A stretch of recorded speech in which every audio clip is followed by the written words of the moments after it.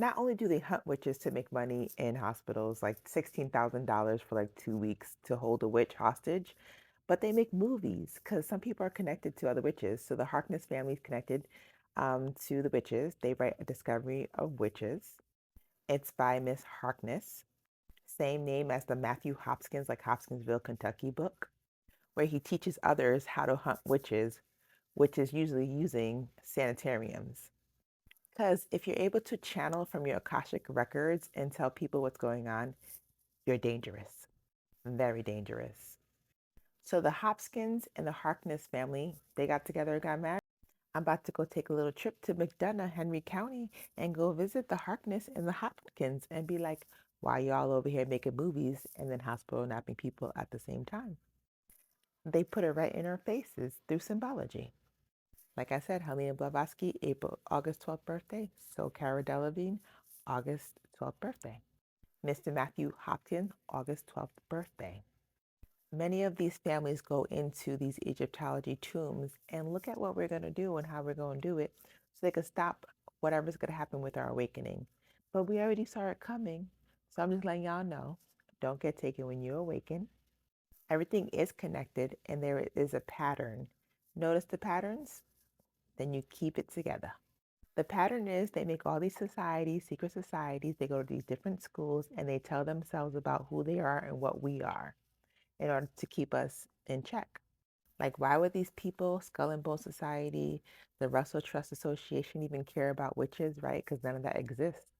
Why would presidents be in secret societies? Why would they be studying Nephthys and Set and Osiris and Set and Horus and Anubis?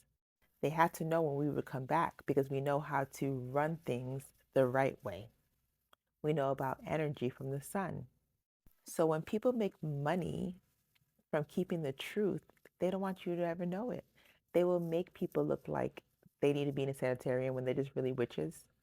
Like Earl of Carnarvon, he worked with Queen Elizabeth II. They ran horses, and horses. If you there's a movie called Don't Bother, and these people turn into horses. You have to watch it. But basically, this guy, the Earl of Carnarvon, he worked with horse racing with Queen Elizabeth. So the horse racing is not just racing horses. They race people too. They want to know which god and goddesses or which people on earth are knowing the most. They could invest in politicians, invest in horses, invest in sports. They want to invest in us, but they want to keep us sleeping. They want you to think nothing is connected when everything is connected. Everything is connected. Like William Hunt being part of the Russian Empire. Why would anybody want a hospital nap or hunt a witch in the first place?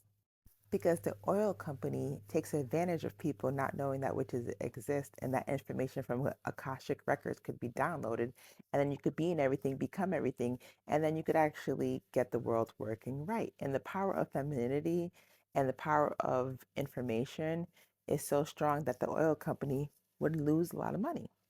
Like when you look at the leaders of the Skull and Bones or secret societies, they're always trying to make some money.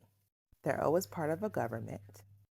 Like William Henry Hunt was the minister of Russia. So you definitely know he was hunting the witches. You have a lot of people in government that hunt witches or work on things to make people not say what they need to say. You have the George Bush Center for Intelligence, right? So they like to look into our lives and look into what we're doing.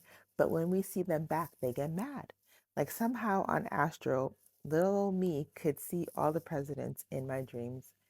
And it's actually, and I don't even think about them. Nor I only think about them after I have a dream about them. So like, George Bush the second, you got JFK, you got Bill Clinton, you got Obama, all these people are in my dreams because they always look at us. So we look back. You got these people right here. Look at their birthdays. Like if someone's born on your birthday and they're looking at you, you could see them too. If someone's born on like a birthday of like your daughter or your mother or someone you really love dearly, you could see them too because they have to travel to different portals to even get to see you.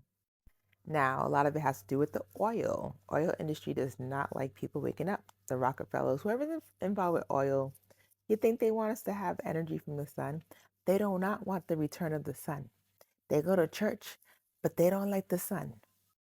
They only like to use witches for information, but they learned how to hospital nap them and not pay them for the information, then wipe their brains. So that's what they do in these places. That's why I always say look at the surnames of your doctors, look at the names of the cities you live in, look at their background. When you're awakening, you're going to start to notice patterns. I always say when you notice the pattern, stay calm, know it's there, and then move on. Because your job is to live the best life possible, but not to be stuck in a rabbit hole where you actually are going to get hurt. And a lot of times, you go for people for help, and they're part of these old families, and the old families have a lot of psychologists and psychiatrists, and they're waiting for you to show up to say that George Bush was in your dream, and he was doing a lot of things on Epstein Island or something weird like that, and they're gonna basically take you out. So just know what's happening and be calm. Don't get taken when you awaken.